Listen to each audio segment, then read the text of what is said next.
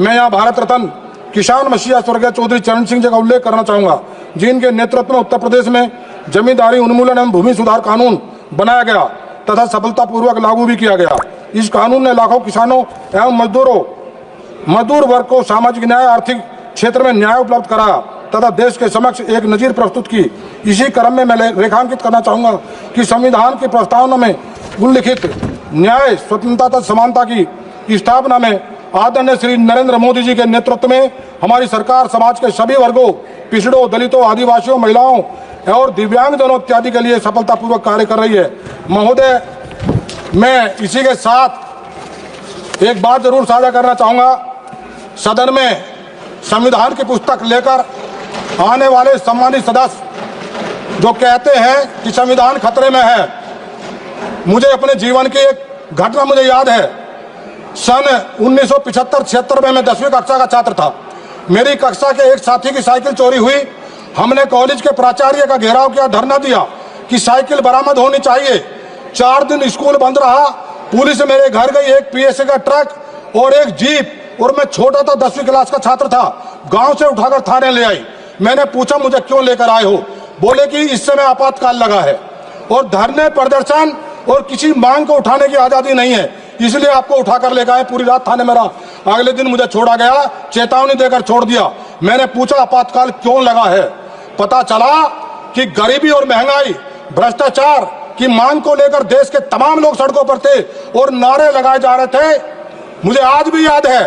और जब नारे लगाए जा रहे थे उस समय कहा था कांग्रेस सरकार ने कि हम गरीबी मिटाएंगे, भ्रष्टाचार, महंगाई खत्म करेंगे। वो चरम पर था। देश में भूखमरी, गरीबी, महंगाई वो चरम पर थी और नारे, देश की जनता सड़कों पर वो कह रही थी कि ये देखो इंदिरा का खेल, खा गई राशन, पी गई तेल। और वही समय था जब देश में इमरजेंसी के दौरान, आपातकाल के दौरान लाखों लोग जो बेगुनाह, जो जिनकी शादियां तक नहीं हुई थी, उनको जबरन पकड़कर उनकी नसबंदी करी गई। वो आपातकाल के दौर में इतने जुल्म और जाति उस कांग्रेस सरकार ने की। मैं महोदय आपका ध्यान दिलाना चाहता हूं, जिस समय देश में इमरजेंसी लगी, आपातकाल लगा और तमाम नेताओं को जेल भेजा गया और जेल में भी नेताओं के साथ जुल्म और जाति की गई। बहुत से हमारे आदरणीय मुलायम सिंह यादव जी, आदरणीय हमारे लालू प्रसाद यादव जी, मैं इनका उल्लेख करना चाहूंगा क्योंकि जेल में तो चौधरी चरण सिंह जी, मोरारजी देसाई जी, आडवाणी जी और चंद्रशेखर जी, राज नारायण जी जैसे तमाम बड़े नेता, रामविलास पासवान जी, तमाम बड़े नेताओं को जेल में भेजा गया।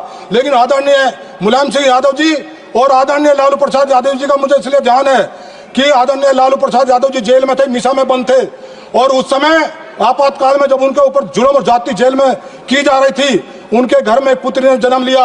आज हमारे सदन की सम्मानित सदस्य है, इस सम्मानित सदस्य की मीसा जी, लालू प्रसाद यादव जी ने, कि वो आपातकाल याद रहे, अपनी बेटी का नाम मीसा रखा था, मीसा। आज वो हमारे सदन की सम्मानित सदस्य है ताकि कांग्रेस के जुल्म और जाति की याद सदन में ताजा बनी रहे। और मैं मुलायम सिंह यादव जी का उल्लेख करना चाहूंगा। समाप्त करें। मैं मुलायम सिंह यादव जी का उल्लेख करना चाहूंगा आदरणीय महोदय, कि मुलायम सिंह यादव जी ने जो लोकतंत्र सेनानी थे, कांग्रेस का जुल्म जिन्होंने सहा, वो उस समय जेल में रहे।